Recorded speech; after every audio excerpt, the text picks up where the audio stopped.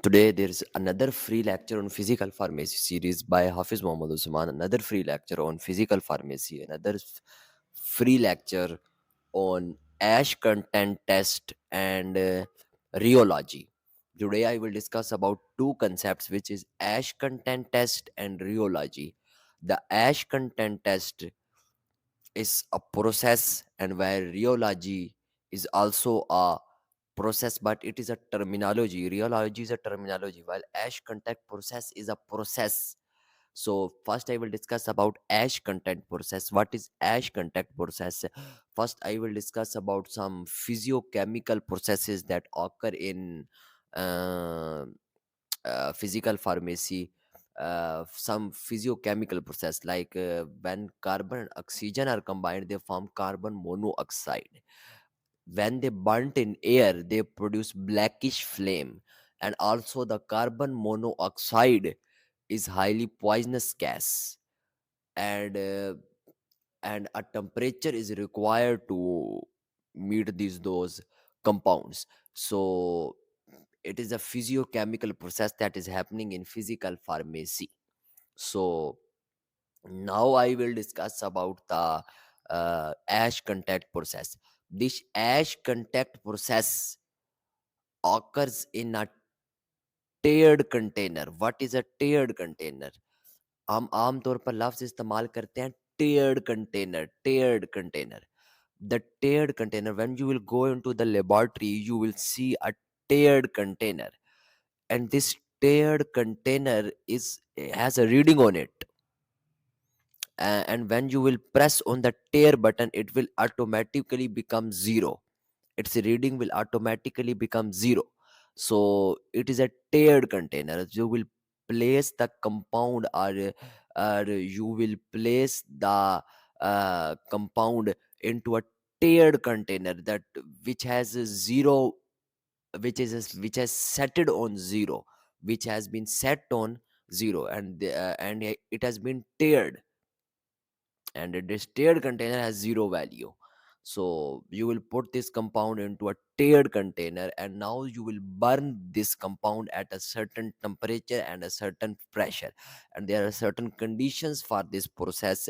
The conditions for this process are that the environment must be CO2 and H2O free, that the container must be CO2 and H2O free, CO2 and H2O free. The environment must be CO2 and H2O free. So this is the basic principle of the ash content test, that first you will put in a tiered container, the environment must be CO2 and H2O free, and you will burn that compound in the tiered container.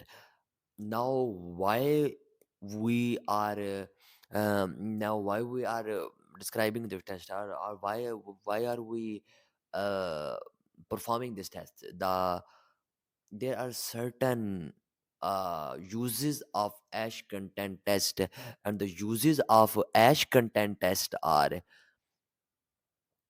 to check the purity of a drug, to check the purity of alkali sodium salts of alkali metals, to check the purity of a drug, to check the purity of an organic compound. इन सारी चीज़ों की purity को check करने के लिए, किसी crude drug की purity को चेक करने के लिए, to check the purity of a crude drug, we need ash content test. So ash content is used to basically to measure the purity of a drug, to measure to check the purity of the sodium salts of alkali metals, and to check the purity of a crude compound, to check the purity of an organic compound. Now we will move towards the rheology. What is rheology? Rheology is a term where in rheology we study the deformation of a material. The deformation of a material is called rheology. The process of deformation of a material is called as rheology. The process of deformation of a material is called as rheology. The process of deformation of a material is called rheology. In 12th class, you have also studied deformation, and there are two types of deformation. This is called plastic deformation and elastic deformation. Plastic deformation and elastic deformation are both different things. In plastic deformation, the system doesn't returns to its original position. For example, we stretch a spring. If it can restore its original position on a certain level, or on a certain level of strength, or on a certain level of force, then this position is called as elastic deformation, because the system can restore its position. So it is called as elastic deformation. And if the system cannot restore its original position, it is called as plastic deformation. So both are different, elastic and plastic deformation. Plastic deformation in which the system does not return to its original value, while the elastic deformation in which the system return to its original value. So there are certain examples of elastic and plastic deformation. For example, plastic deformation occurs at plastic. There are certain substances which undergo plastic deformation. Guess what? Does liquid goes plastic deformation? Yes, liquid goes plastic deformation. जितने भी हमारे पास पानी वाले material हैं, liquid वाले material हैं, वो plastic deformation में जाते हैं. Liquids goes plastic deformation. Liquid goes plastic deformation. Liquid goes plastic deformation. For example, if we turn a glass of bottle, or a glass of, or a bottle of water, and we shrink it, it will not return to its original position. So it is called as plastic deformation. So liquid shows plastic deformation, while some metals show elastic deformation, some springs show elastic deformation. So now we will discuss about, this is the whole concept of rheology. Now we will discuss about rheogram. What is rheogram? The rheology and rheogram are two both different things. Rheology is different, rheogram is different. A rheogram is basically related to rheology. Rheogram is a graph of rheology. Rheogram is a graphical representation of rheology. It is a graphical representation of a deformation of a material. It represents you graphically that how a substance is undergoing a deformation. So when we will draw a graph for elastic deformation, we will share a straight horizontal line or a uniform line that will start from the origin, and the point at the origin, which will be called as the yield point.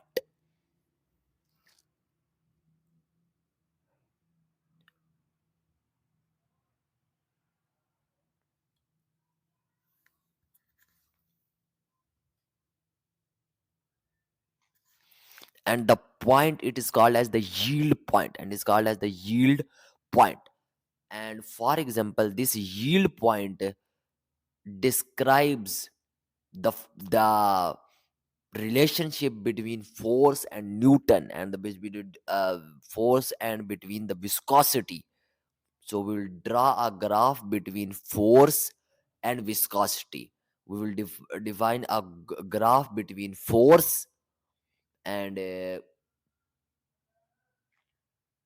value of g, and it depends upon the Newton's law of motion. It's called as Newtonian fluids. These are called as, there are some Newtonian fluids and there are some non-Newtonian fluids. The formula of Newtonian fluid is, for example, F is equal to mm, F is equal to eta rg. Eta rg for F is equal. There is the formula of where eta is the viscosity of the material. It is called as the Newton's fluidity. It is called as Newton's law of fluidity.